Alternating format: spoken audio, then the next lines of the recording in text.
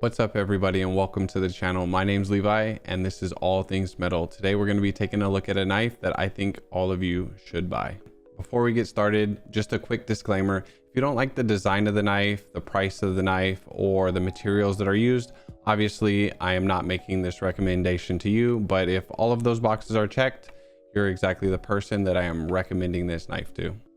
All right, so to start things off, let's just go over some of the specs. These can be found directly on Civivi's website. You have an overall length of 7.99 inches.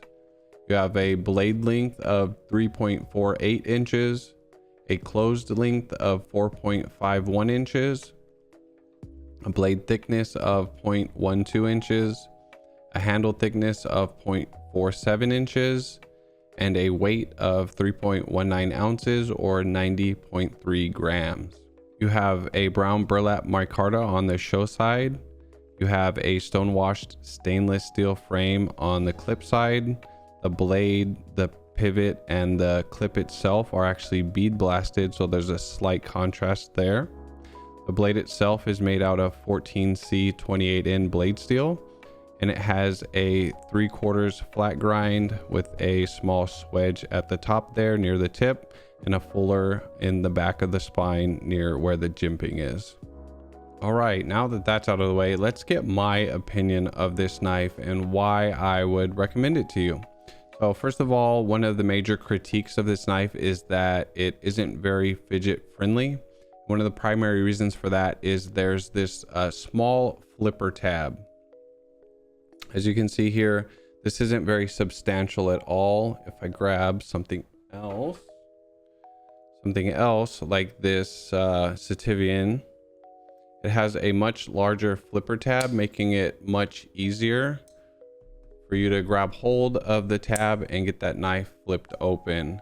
I could see how that'd be an issue for some people, but for me, it wasn't really that big of a deal. I can still get it pretty good. It has very good jimping there on the flipper tab itself, so as far as getting grip on it, it wasn't difficult for me at all. I think one of the major issues related to that as well is the knife was pretty stiff when I first got it, and I'm sure it was the same for other people, so it took a while for me to break it in, and maybe they didn't go through that original break-in process. But the knife itself right now, it's super smooth. It comes out super easy with the fuller, with the flipper. It's just a really pleasant and easy knife to use. Part of the reason that I enjoy this one and would recommend it to you is it's so unique and different from a lot of the other knives on the market. You see a lot of plain Jane knives that are out these days, which are fantastic in their own right, but they lack a little personality or a soul, so to speak, and I always am drawn to things that have a little bit more soul. This knife, it's a little bit of a mashup of a bunch of different designs. It's got that spear point style blade, it's got this swedge, a fuller, jimping.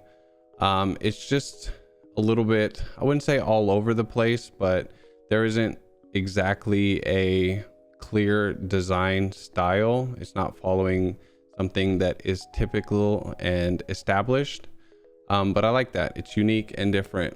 Even here in the reduction on the frame lock, typically it's just a swooped cutout there to where you can bend that lock bar, similar to this one right here.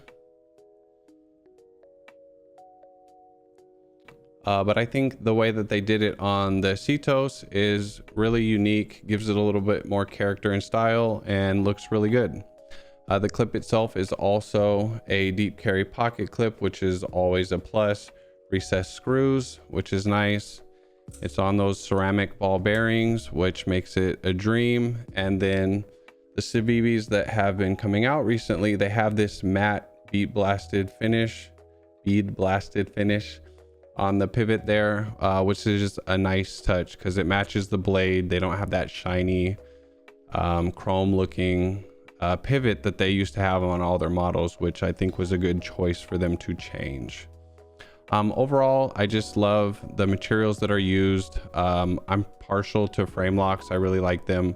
even if it's steel and not titanium. The weight itself adds to the character and appeal of this knife to me. So if you agree with my assessment of the knife, my interpretation of it, I think it would be a fantastic option for you to pick up. It's performed extremely well for me, and that's about it.